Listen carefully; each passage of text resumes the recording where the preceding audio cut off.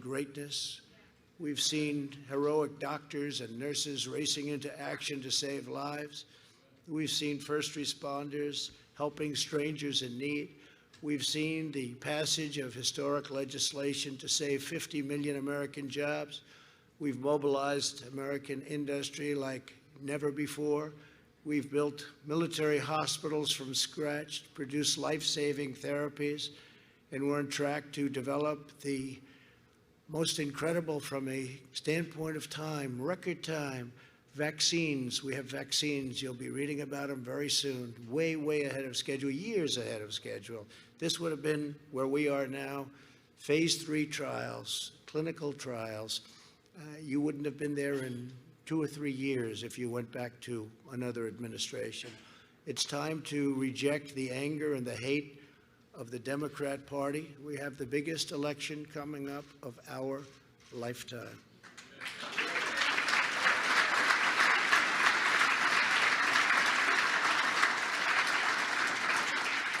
No party can lead America that spends so much time tearing down America. But the biggest part of last night's speech was what Joe Biden didn't talk about. He didn't talk about law enforcement. He didn't talk about bringing safety to Democrat-run cities that are totally out of control and they have no clue. China was never mentioned in any way, shape, or form. China will own our country if he gets elected. They will own our country. And we're not going to let that happen.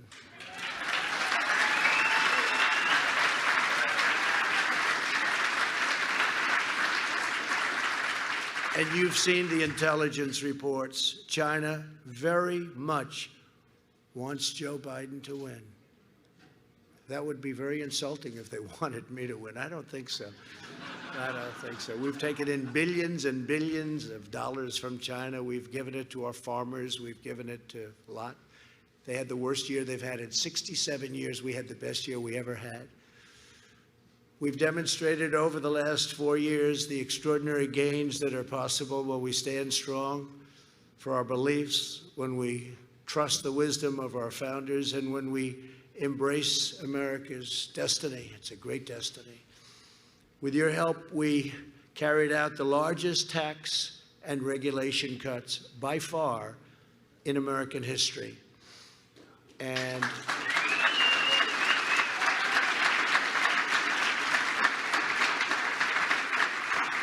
And they now want to quadruple taxes, and they want to quadruple and beyond the regulation cuts. And when we say tax and we say regulation, and you say, oh, tax cuts, that's so wonderful. But the people in this room that are the heads of industry, you have some very powerful people in this room, they know that the regulation cuts may have been even more important than the biggest tax cuts we've ever had.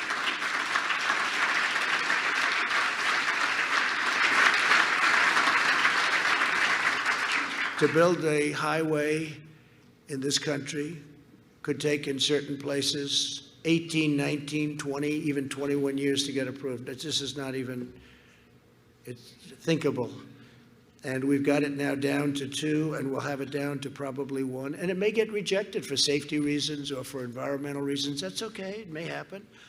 But we have it down. We will soon have it down to 1 year from as much as 21 years. We have cases that have just been disastrous. So I just wanted you to know some of the little details, but that's what we're working on. We'll have it down to 1 year to build a highway. You can do it all in 1 year. It doesn't have to take 21 years. And cost 100 times more. Literally, I've seen 100 times more. We eliminated Obamacare's unfair individual mandate penalty, which is really the elimination of Obamacare.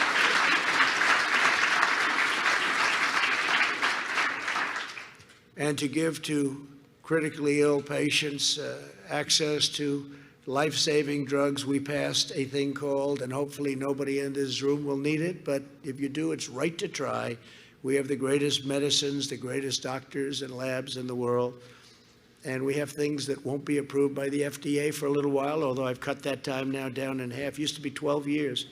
Now we've cut it down in more than half. And you see that with the vaccines, you see it with the therapeutics. But right to try, where we have the right to now go in and use some of these very promising drugs, and the response has been unbelievable. What's happened and the lives saved have been really incredible. People used to leave for Asia, they used to leave for Europe, they used to leave for other places all over the world, or they'd go home and die. They'd go home and die. If they had no money, they'd go home and die, which is most people. Now they sign a very short, simple document, and they have the right to try, and it's given them hope, and in many cases it's given their life back. So it's been a great thing. These are things that nobody talks about, but it's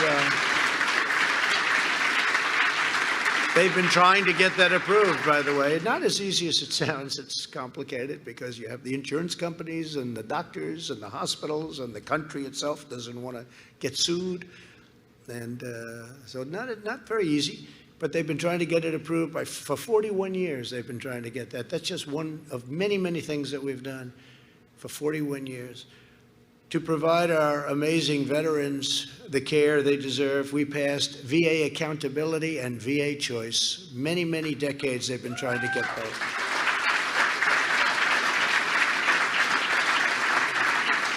Choice meaning you wait online and you can't see a doctor, and they would wait online for a week, or 2 weeks, or 5 weeks. Sometimes they'd be ill, and they'd end up being terminally ill by the time they saw the doctor.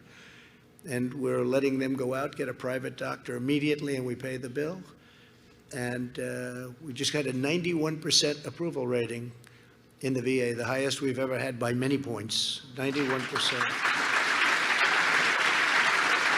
And VA accountability sounds simple, but it's not. You couldn't let anybody go, no matter how they disrespected our great vets, no matter what they said to them, no matter how badly they treated them. And we had sadists, and we had thieves, we had a lot of bad people.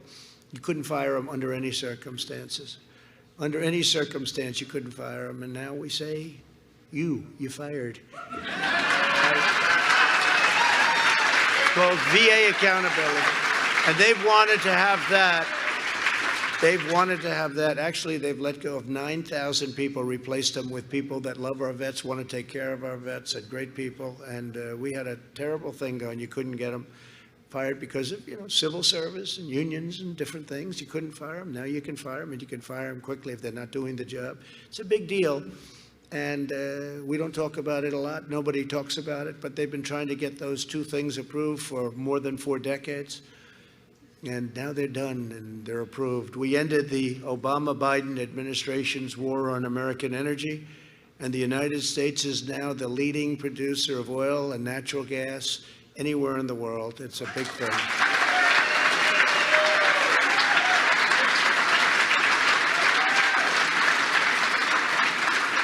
And remember this, if you look at what they're doing, Biden, he wants to end fracking, end petroleum products, end petroleum, no natural gas, no nothing, end everything, and that's it. How does that work in Texas?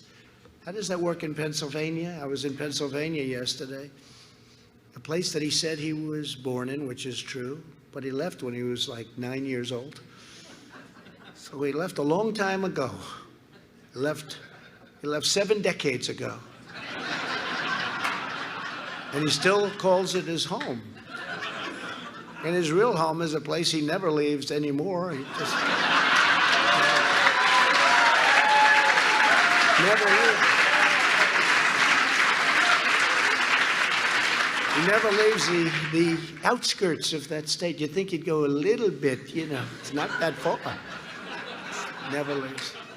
We'll figure it out pretty soon. But they want to end fracking, they want to end drilling, they want to end everything, they want to end all of that. So I said, think of it, they want to end oil, they want to end, and this is the way it is, guns, they want to take away Second Amendment, right? How about that? That alone should win you the election, right? That alone.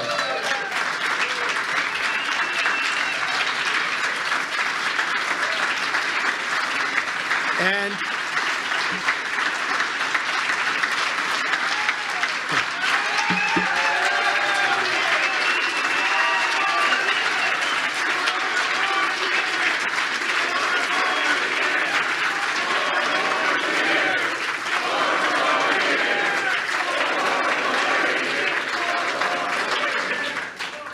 And I protected your Second Amendment. Did you think that was easy for the last 4 years? Everyone said, oh, look, he's wilting, he's wilting.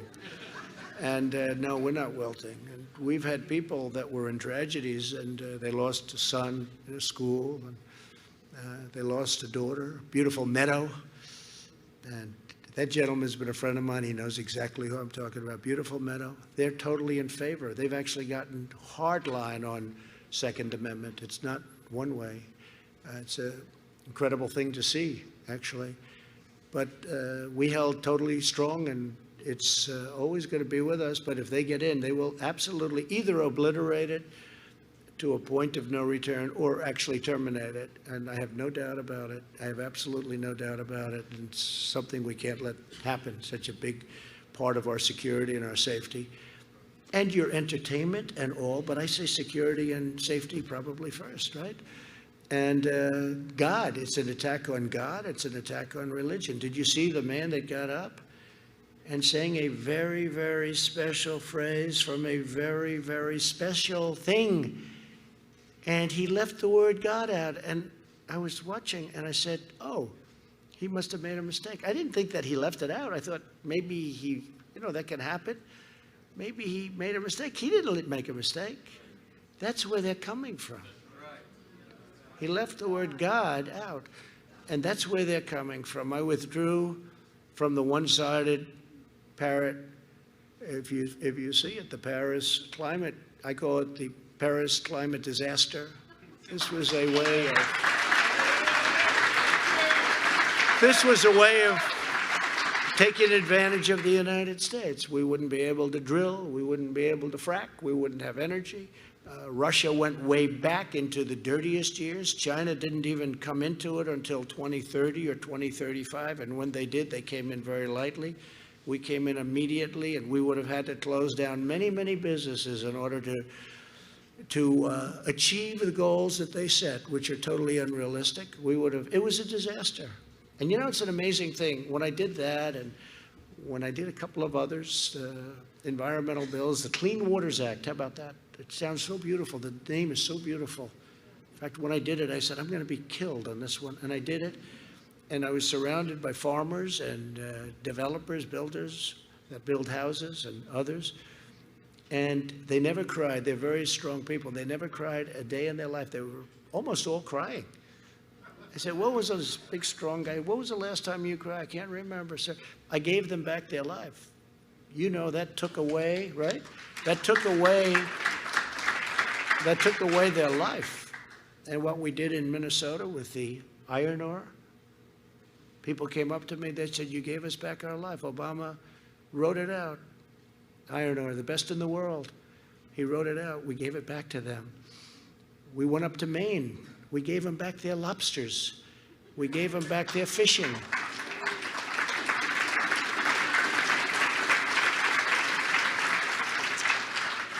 $5,000 square miles. Think of what that is. Take 1 mile, mile by mile, and now you add 5,000. As big as the ocean is, that was a big chunk right off the coast of Maine. Their whole thing is like lobsters and fishing, and nobody does it better. And they were not allowed. It was a monument, called a monument. I said, a monument to what? I said when I was up in Maine 2 weeks ago, I said to people that their whole life was lobster, fishing, the different things, and they're the best. I said, what happened? He said, he took away our everything. I said, how does this area compare to other areas? He said, first of all, it takes a long time to get to the other areas. This is so big. But second of all, this is the best there is in the world. And he doesn't let us use it. And I said, and yet you vote Democrat. And it's hard to believe. It's like Israel. Look what I did for Israel.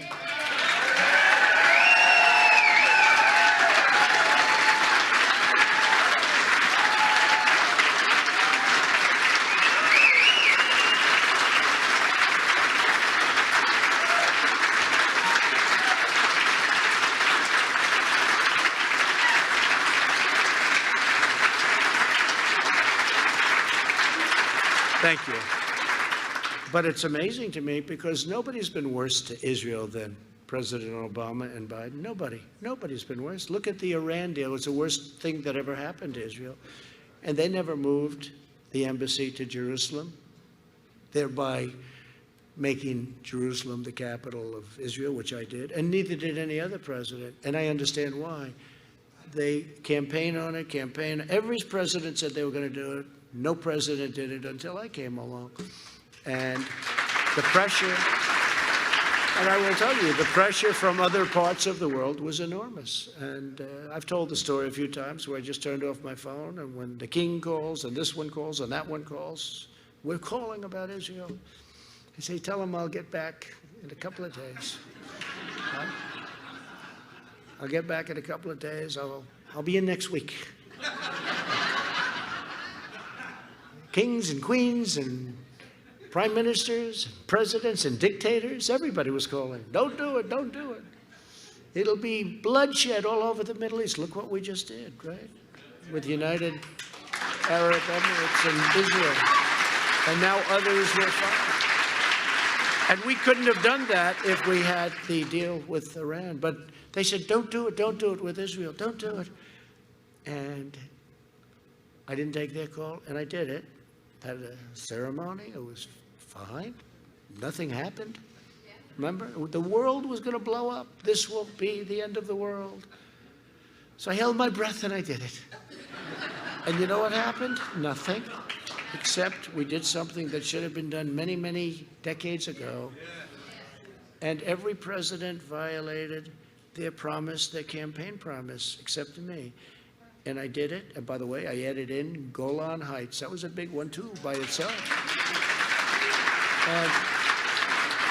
And I did it. And, you know, it's incredible. I'd then call up these heads of state, many of whom are friends of mine. I get along. Actually, you don't hear this from the fake news back there. There's a lot of press.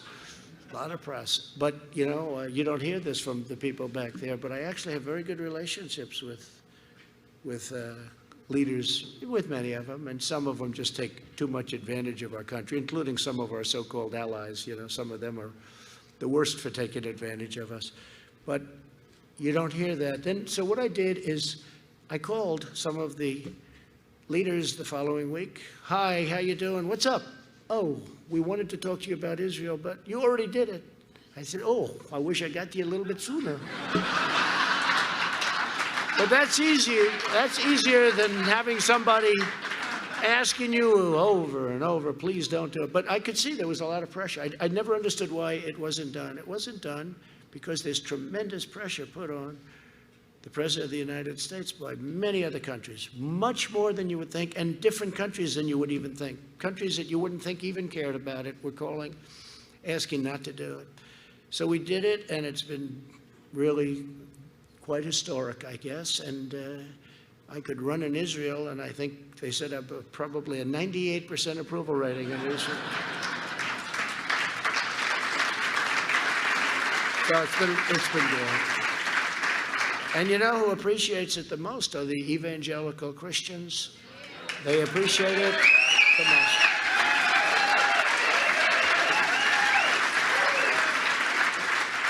So it's been quite a that has been just by itself. That's one thing out of many, many things, but that's been quite an interesting journey.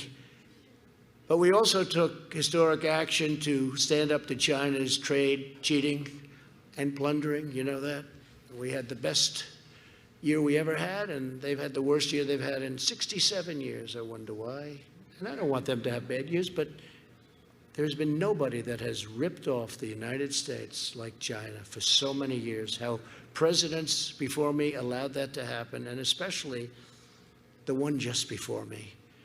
And Joe Biden, with his son walking out with $1.5 billion to manage, meaning millions of dollars a year in fees, is a disgrace, okay? Is a disgrace.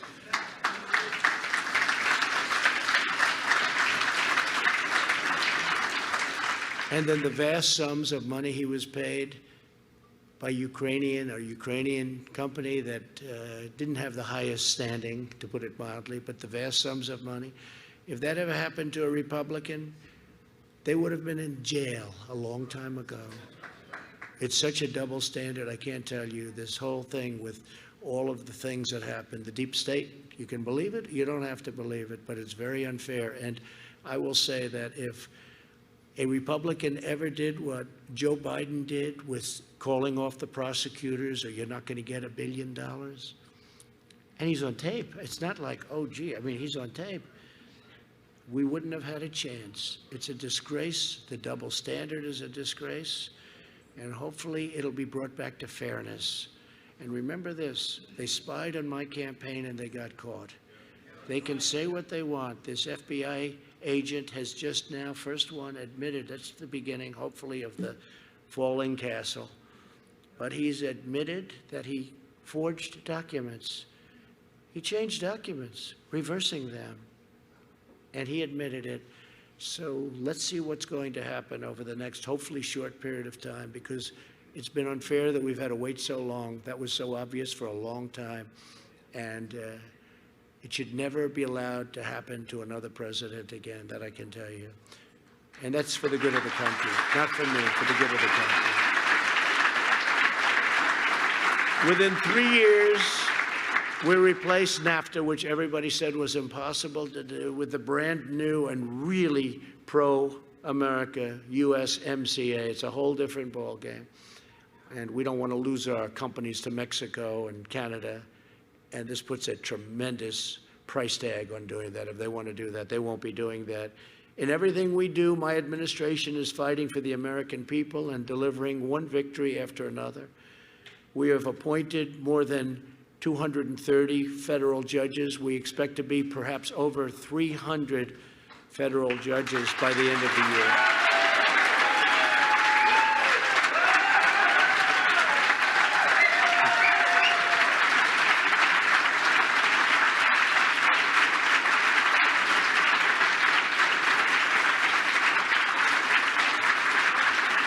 And I can tell you, it's driving them crazy.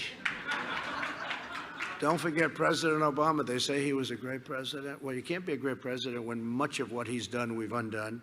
And you can't be a great president when you leave 142 empty judgeships. You know, I don't think any president's left any. You don't leave. These are very, very important things for a party.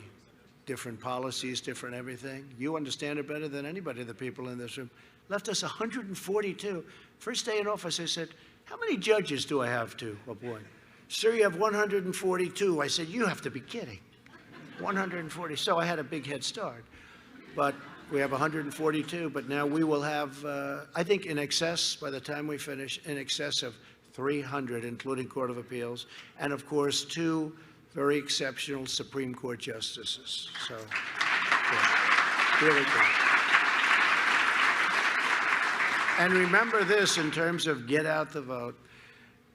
The next president, I think, could have anywhere from 2 to 4 to maybe even 5, just based on statistics, statistically, Supreme Court justices to pick. Think of that. I've had 2. Some presidents have had none, because you generally pick them young and they last a long time, right?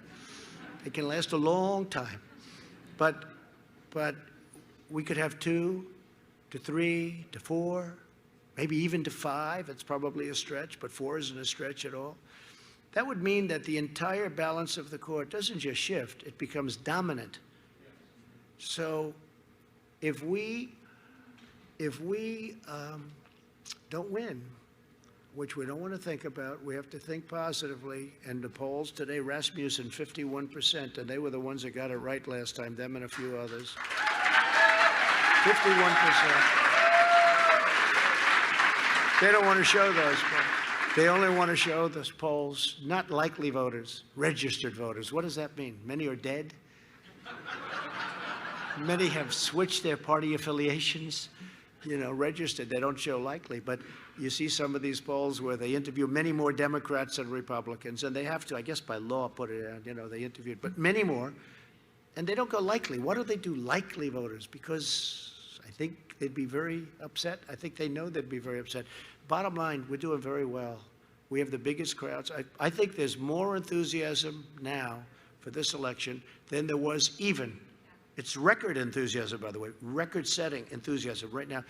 It's more now than we had even 4 years ago. Does that make sense?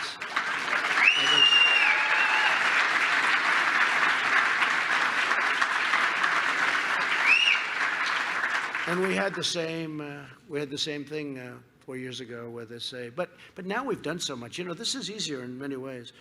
We were sailing, by the way, without the plague from China, this thing was over. This was over. We were sailing. But that came in, and then you have to prove yourself again. So now I have to prove myself again. But we're doing that. We're building up the economy. We're way ahead by every poll, even the fake polls. We're way ahead on the economy, which is very important. But we are. I mean, think of it. You prove yourself, you're in this, and now you have to do it again. But that's what we're doing. We have the V. We have the super V we can talk about. But with the help of countless faith leaders, many of you are in the room. We appreciate it. We passed historic criminal justice reform.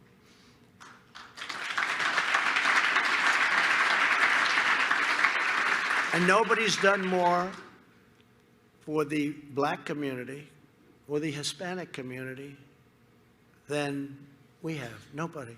Nobody. I guess maybe Lincoln, questionable, Abraham Lincoln, but nobody has, I don't think anybody, with the possible exception of Abraham Lincoln, but nobody's done more.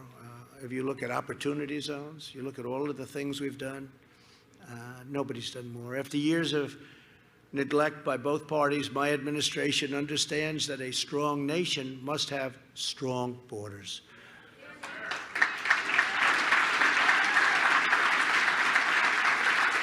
By next week, we will have gone up to over, as I say, 300 miles. That's hard to believe, and that was tough. They didn't want it. Do you notice now that we're building it, you don't hear about it anymore? They don't want to talk about it anymore, and it's a bad issue for the Democrats because everyone knows that walls work. You know, it's interesting. No matter with all the technology and all the changes you see, you don't recognize a computer from 5 years ago. It's not even recognizable. Two things don't change, right? Walls and wheels. And you can come back. You can come back in 2,000 years from now, and two things will still be around, wheels and walls. Remember when they were saying the wall doesn't do anything? They wanted to have a drone flying around, you know, flying around and enjoying, so you could watch everybody pour into our country. We've ended catch and release, one of the great scams of all time. Catch them. We catch them and release them. They should say catch and release into our country, because you catch them and then you release them, and you weren't allowed to bring them back. Now we bring them back. We absolutely bring them back. We've dismantled drug smuggling and human trafficking. These networks are horrible. Human trafficking in women, which has turned out, you think of it as almost an ancient crime, but it's not. It's bigger now all over the world than it's ever been because of the computer, because of the internet. It's bigger now than ever before. It's a horrible thing, much of it through the southern border. But all over the world this is taking place, and we've brought it down to levels that nobody thought even possible. But it's a terrible thing, mostly trafficking in women, children to a lesser extent, but women. We've removed 20,000 gang members, including 4,500 MS-13 members, and we brought them back to their countries. And their countries under the Obama administration didn't want to take people. You know that, right? They didn't want to take them. They'd say, no, don't bring them back here. We're not taking them. Guatemala, El Salvador, right? Honduras. They wouldn't take people back. Now they take them back. They say, oh, thank you very much. The last administration left us with a Middle East in chaos. This was a Middle East in chaos. Iran was empowered and exporting terror. They don't have too much money now. They're not spending billions of dollars giving it to Al-Qaeda, Hezbollah, some of these wonderful groups that are totally vicious, crazed lunatics. But Iran's different. It's having a hard time. Its GDP went down at a level that you wouldn't even believe, in the 20s. And they'll make a deal. I say they'll make a deal within a month, but I probably mean a week. But I just want to be right. Because they'll call me. They'll say, it took 10 days. He was wrong. They just want to see if I win, they'll be in making a deal.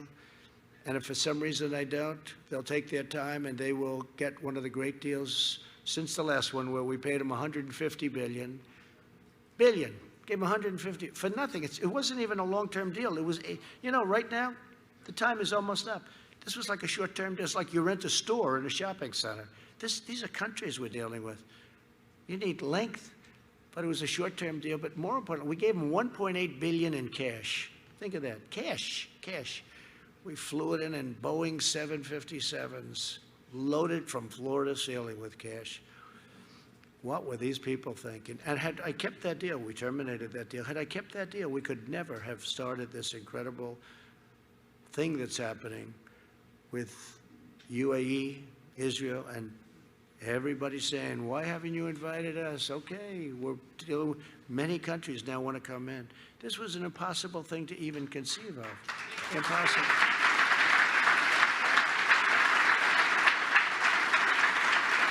Even Tom Friedman at the New York Times gave us an A+. Can you believe it? He couldn't even believe it. I wouldn't say he's been a big fan. But the New York Times gave us the best editorial I've had. I can't even believe it. I'm surprised they did. I'm sure they've changed it by now. When somebody got in, they said, who wrote that editorial? They probably lost their job. But Tom Friedman actually wrote the editorial. It was very fair. It's true. He couldn't believe it. It's gotten great reviews from everybody. Wall Street Journal, Washington Post. Can you believe that one? Everybody gave it. And we couldn't have done that deal had we stayed in this horrible deal done by John Kerry, who just had no clue as to negotiation. He never got up. They would tell him, we want this, we want this, we want this, and he'd sit there and he'd agree to everything. Sometimes you have to get up and walk. He never got up and walked. Once he rode his bicycle, remembered he was in an accident. I promised at 73 years old, I said, I'll never be riding a bicycle. He had the helmet, he had the names, the insignias all over. He had insignias like he was a 20-year-old great cyclist from France. So that delayed him about 2 months. They said he just got hurt in a bicycle accident. What? It's not a good accident when you're... So I promised I wouldn't do that. I might get hurt, but I'm not getting hurt riding a bicycle. But if you look at the Obama administration, ISIS was rampaging all over. I've defeated 100% of the ISIS caliphate in Iraq and Syria.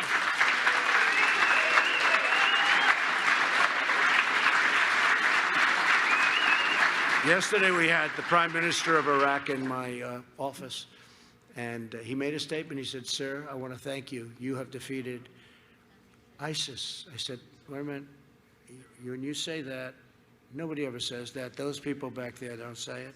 What do you mean by that? He said, you. I said, do you mean Obama? Do you mean the United States? Sir, Obama, it was a disaster. When you took over, ISIS was in 30% of our country.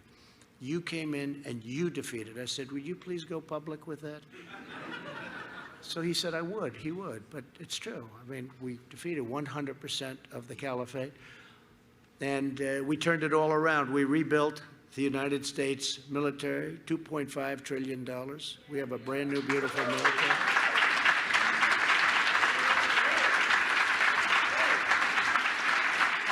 And as I said, with Israel, we got out of the Iran nuclear deal, which was such a horrible thing for Israel. But I asked a friend of mine who's a big fan of Israel. I said, so what was the best? Golan Heights, Jerusalem capital? What was more important of the two? Golan Heights, which they've been working on for 52 years.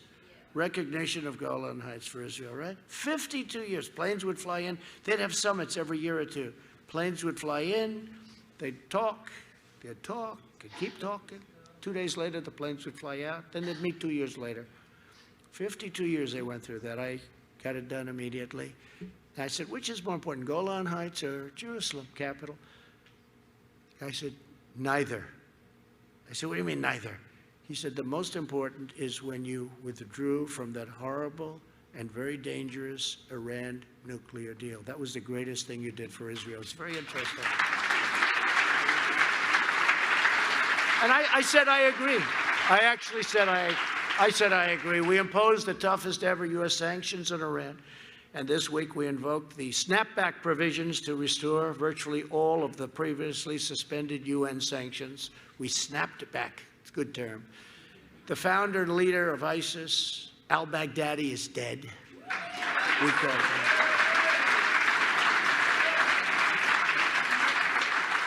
And the world's top terrorist, probably over 50 years, the top terrorist, Qasem Soleimani, is dead. He's gone.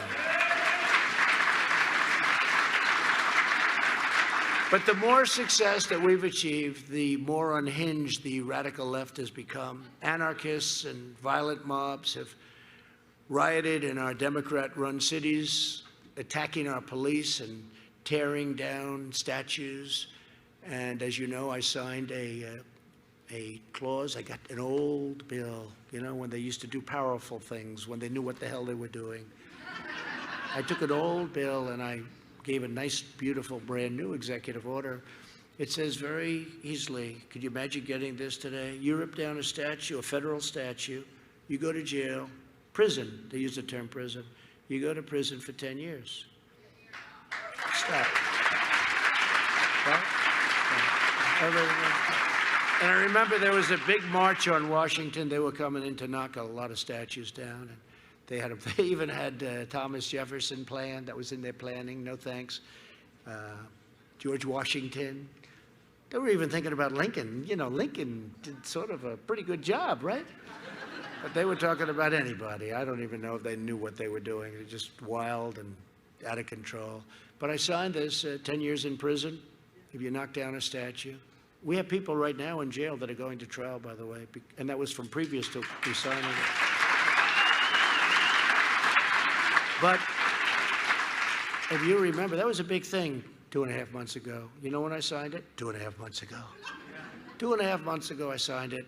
We haven't had a problem since. They say, you know, we want to knock down that statue, but you know, 10 years, let's see, 10 years, that's a lot of time. That's a lot of time.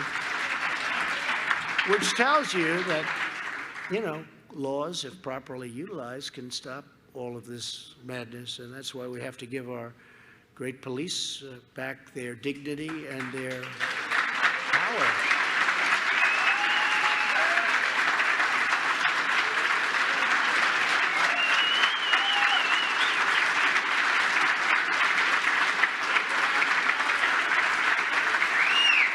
I've been endorsed by almost every police organization in the country. We just got the other day, Pat Lynch, the head of New York City Police, endorsed me. First endorsement, he said, to the best of his knowledge, which is a lot of knowledge, the first time they've ever endorsed a candidate for president. That's good. They don't endorse.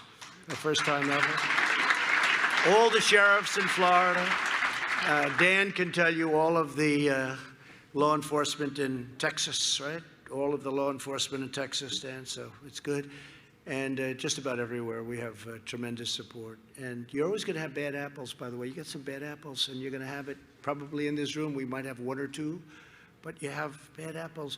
But these are great people that do a phenomenal job that actually are appreciated by the public. By the public, they're appreciated, and they're loved, and they're respected. And the public doesn't want to happen what's happening to our police. They took away their dignity. They took away their right to do the job that they want to do. And they're doing the job now. And for me, they do the job.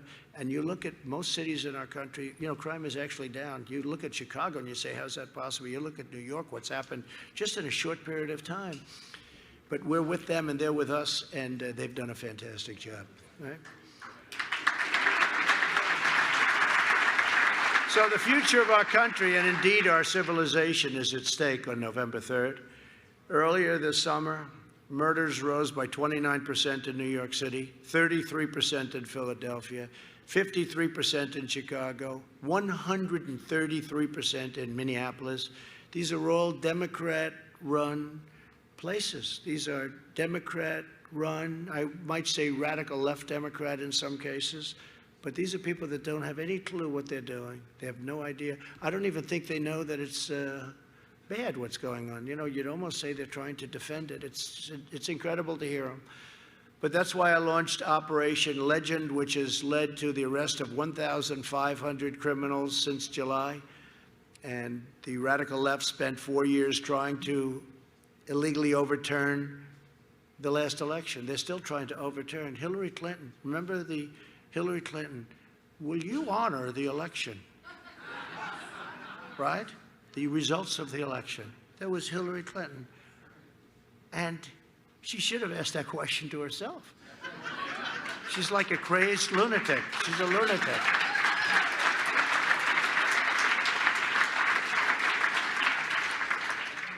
She is something, I'll tell you. But somebody said, what's the difference between Clinton and Biden? Should I say? Should I tell you? Well, Clinton's much smarter, but not a likable person. Joe is not nearly as smart, but he's more likable. So, you know, I don't know. Maybe I'd rather have the smarter person. Who cares about personality, right? But that's the difference. Very simple, isn't it, huh? It's a very simple thing. But that's why we have to win. We have to win.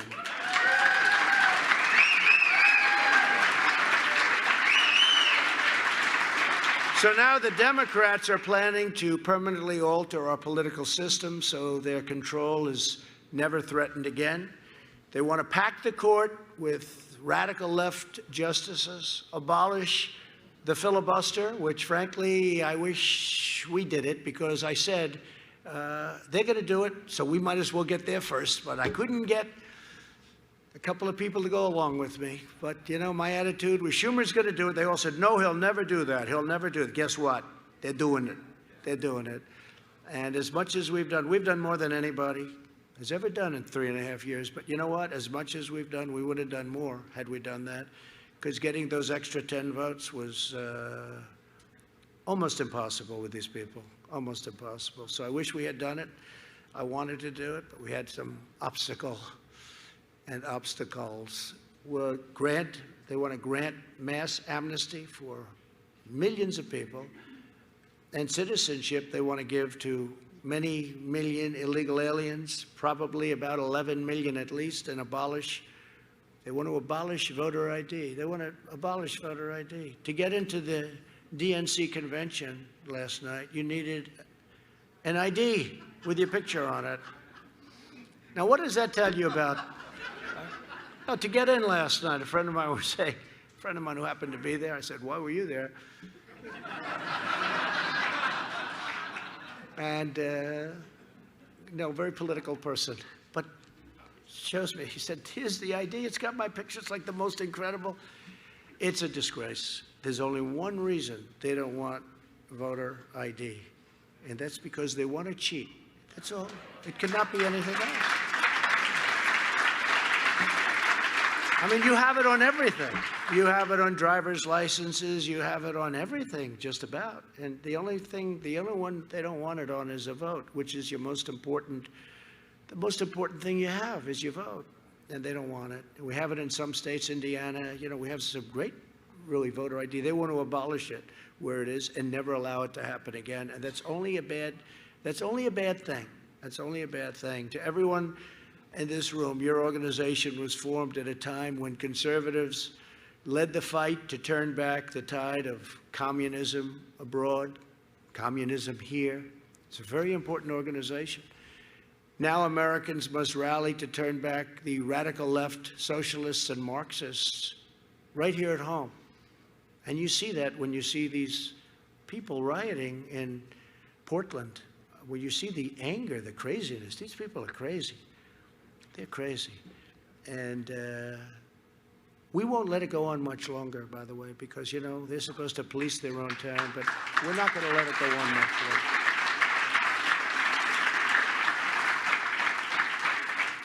Because at some point we have to say, okay, you've had enough time to police your town. And by the way, they have good police.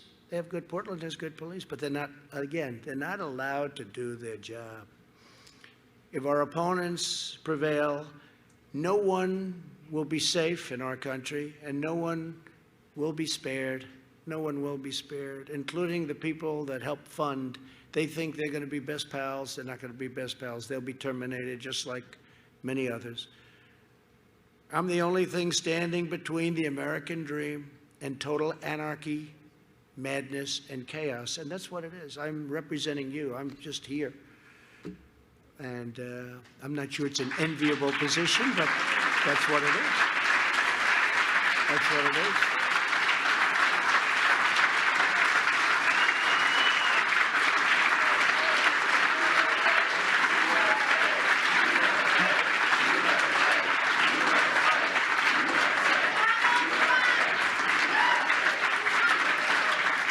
You know, when I made that statement, I was a little embarrassed by it because it sounds so egotistical. It's like an egotistical statement, and I was a little embarrassed. I'm the only one, but there was no other way to say it. We have to win the election. I'm the one. If we win, all of these things that we talked about, pro-life, by the way,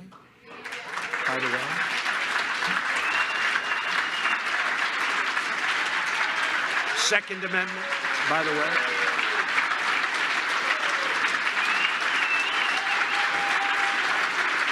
No.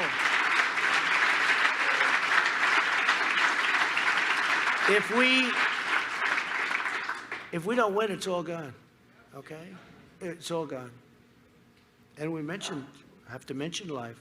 All gone. Second Amendment, gone. It's all gone. And many other things. It will be a totally different country, and ultimately it will fail. It will fail. It can't work. Economically, it can't work.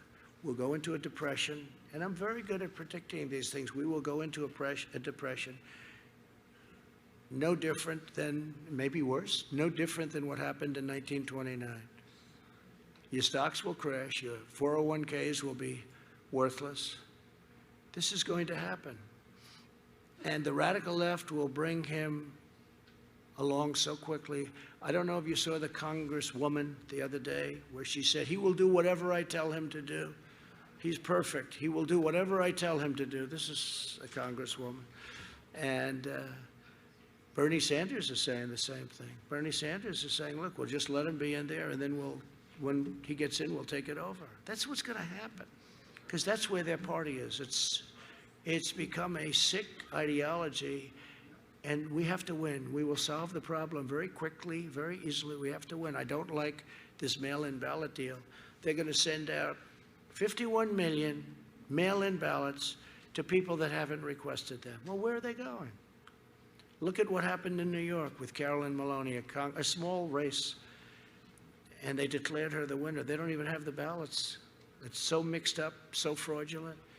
And the only reason they declared her a winner is because I was right up. I said, well, yeah, what's going on? 6 weeks and they couldn't count the votes? That's one little race. What's going to happen when you have 150 million votes and you have 51 million votes? Think of it. They're going to send out 51 million. It could be higher than that. 51 million votes. No signature verification.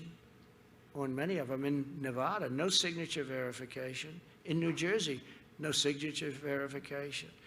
In New Jersey, the governor passed it and didn't even have the legislature approve it. He did it with an executive order, which is interesting. I mean, how do you do this? But think of it, you don't have to know anything about politics. You don't have to know anything, just common sense, right? And a lot of you are great business people. 51 million, it's not an absentee ballot where you request it, they send it, you send it back, it's good, like in Florida. This is 51 million people are going to get ballots to send in. So if it's them, let's say, that are doing it, and it's mostly Democrat states that want it, and they're Democrat governors, they're going to send them to certain areas, I guess, right? I guess. So people are going to be getting them and said, oh, all right, that's fine. And they'll send them back. And some of them, harvesting is allowed. That's where you harvest them all together. In Nevada, harvesting's allowed. So they'll go all over the world and they'll get people to sign them. Hey, you used to be here. They'll go all over the world. And they'll harvest them, and they'll drop thousands of them on a table just before the election. The other thing is, if you do this, you'll never have an election count on November 3rd. You know the way we enjoyed, I'm not sure they did. They didn't enjoy it. But you know, the greatest evening ever was 4 years ago, right?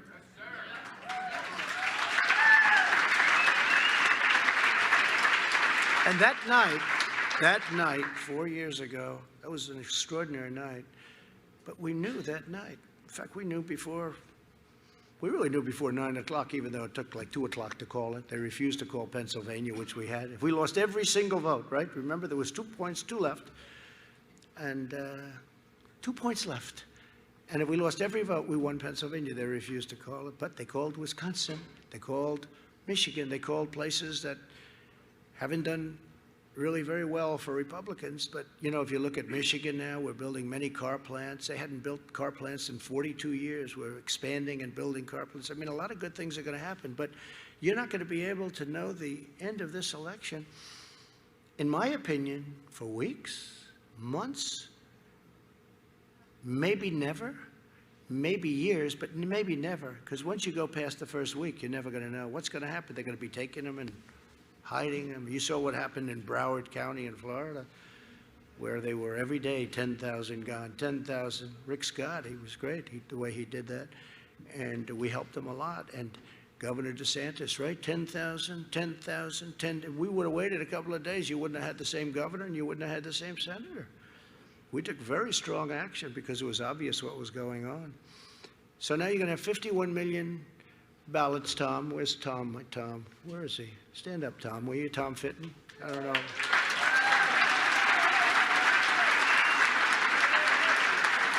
He does, that's Judicial Watch. They do a fantastic, I don't know if everyone agrees, but I do. They do a fantastic job. I wish he had more help. I mean, honestly, I wish he had more help. But it's not easy beating a system that's been in place for many, many years, right? Many, many years it's been in place, and it's sad. But 51 million votes, it's being sent, and nobody knows who's getting them. And what happens if you send them to an all-Democrat area but not to an all-Republican area? How do you win an election? This is really a very serious problem. This is beyond me. This is not to say me or this is about all of us. This is about the country. This is about the country. It could happen the other way, too. I mean, it could happen the other way, too. I don't think it will happen the other way. I don't think it will. But I think this is a very disgraceful situation. I really don't think that you're going to know anything on the evening, anything meaningful or anything real on the evening of November 3rd. I don't think you're going to know anything. You're not going to know what happened. I don't think you'll know 2 weeks later. I don't think you'll know 4 weeks later. And I don't know what's going to happen. You know, there's a theory that if you don't have it by the end of the year, crazy Nancy Pelosi would become president. You know that, right? No, think of that. Think of that. There's that mad theory, too. You have heard that theory. Now, I don't know if it's a theory or a fact, but I said, that's not good. That's not good. No, there is a theory that if you don't have it, and that's part of their whole act, that if you don't have a choice, that the Speaker of the House becomes president. And that, I think, goes into effect either on the 20th or the 1st. And put that in the hopper, add that to everything else. It's a disgrace. They know it's filthy, dirty. Paterson, New Jersey, Virginia, New York, many, many cases all over the country. Just recent, I'm talking about recently. And it's not even the post office, although the mailmen become very popular people, I have to tell you that. That's happened too. That's happened too, even mailmen. But think about what they're doing to our country when they do this. We voted in World War I. We voted in World War II. And now we can't vote anymore. And you know, that's still a long time away. The pandemic is, if you look at Florida, if you look at Arizona, you look at California, those numbers are going down very rapidly. Many states have very little problem. You know, you look at a map now, it's largely really in good shape. I mean, I'm going to talk about it in my speech on Thursday. We've done a great job. We have not been recognized for what we've done. We've done a great job.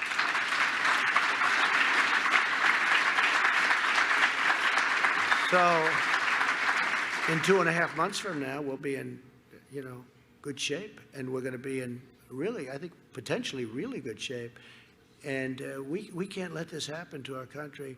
It's called universal mail-ins, okay? Universal. They like the word universal because it explains it. I don't know why. I personally don't like the name. I just call it mail-in. But we want to distinguish it from absentee voting, which is okay, which has gone on for a long time, and we're prepared for that. But we're not prepared for this. 51 million ballots. It will be a tremendous embarrassment to our country.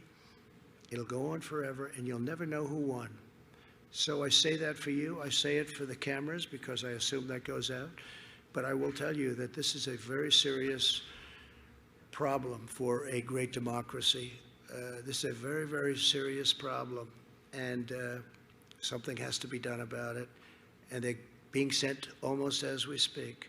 People are going to get ballots that had no intention of voting, that maybe shouldn't be voting, that maybe aren't, and they say the computers will pick it up. The computers are going to pick up nothing. They're going to pick up nothing. You'll have double voting where they send in a ballot and then they'll go and vote. That's going to be a big problem. They'll send in their ballot and they'll vote too. They'll send in the ballot and then they'll vote. What are the chances that some states so efficiently run? Oh, gee, you can't vote. We just got your ballot last night at 7 o'clock. I mean, think of how ridiculous it is, right? Common sense. I say this for the media. This will be the greatest catastrophe, one of the greatest catastrophes in the history of our country. That's how serious it is. And they also think I'm trying to steal an election. Just the opposite. I want the fair results of an election.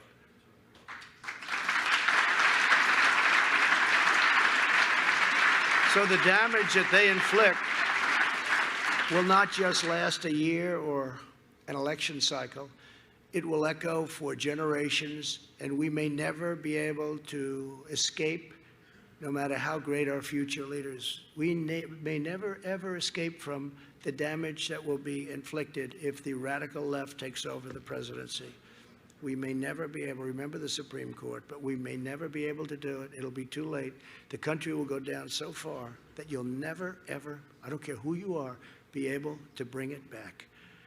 There's now a major American political party that supports decriminalizing illegal border crossings, abolishing cash bail. You kill somebody, no bail. They want to close all prisons, outlaw American energy, confiscate your guns, force taxpayers to finance late-term abortion.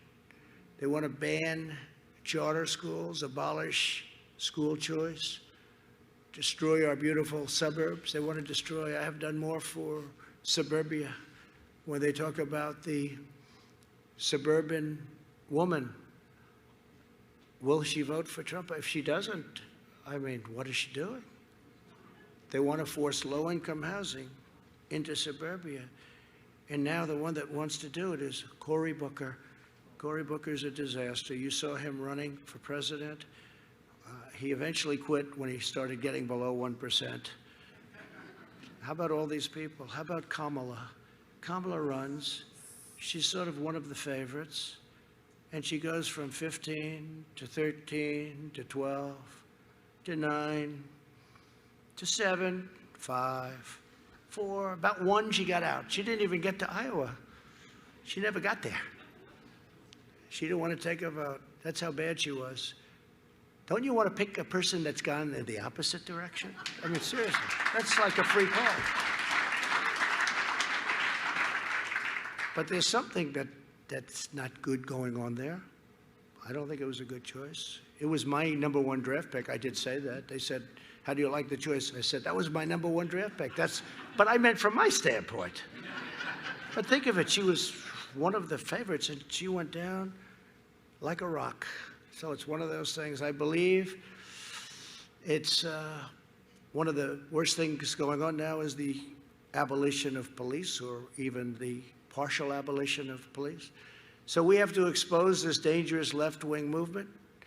We must defeat it, and with an optimistic vision for America's future, we can be greater than ever before. We will be greater than ever before. With your help, that's exactly what we're going to do. We'll once again build the greatest economy in history. We had it. We had to let it go to save millions of lives, and now we're building it again. We'll fully restore America's manufacturing independence, bring home our critical supply chains, and permanently end our reliance on China. We're going to lower drug prices.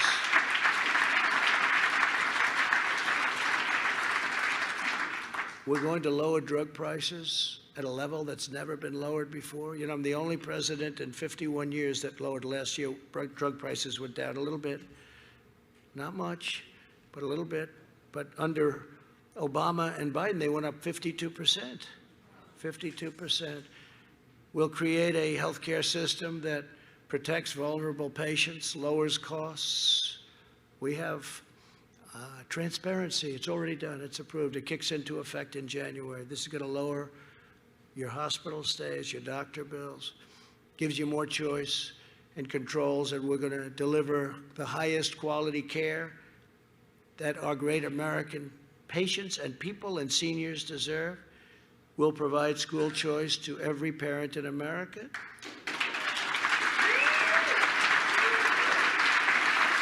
We'll appoint more conservative judges and justices.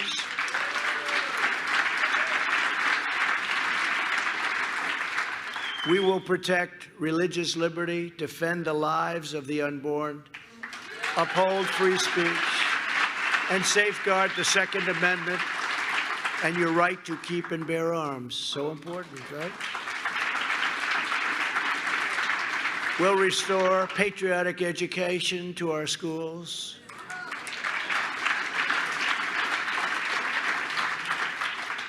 I mean, what they're teaching students today is incredible. They come home, it's like a different world.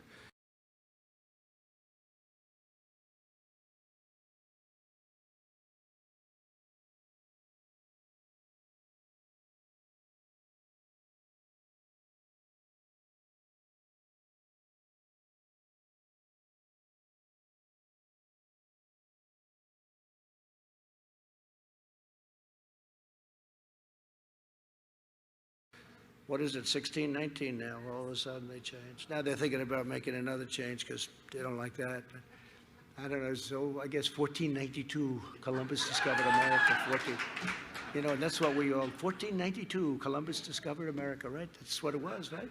Now they want to sort of get that, and poor Columbus, they're ripping those. Poor Christopher. Here. Great.